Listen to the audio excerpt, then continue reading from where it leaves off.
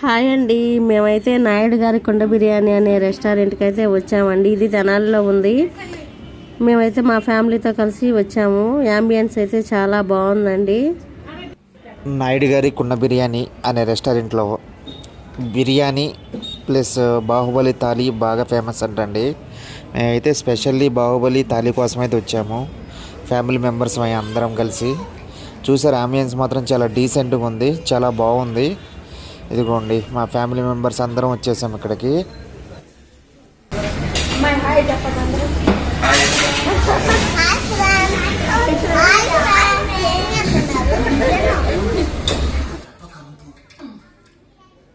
చూసారా friends, ambience ఎంత బాగుందో, చాలా డీసెంట్గా ఉంది.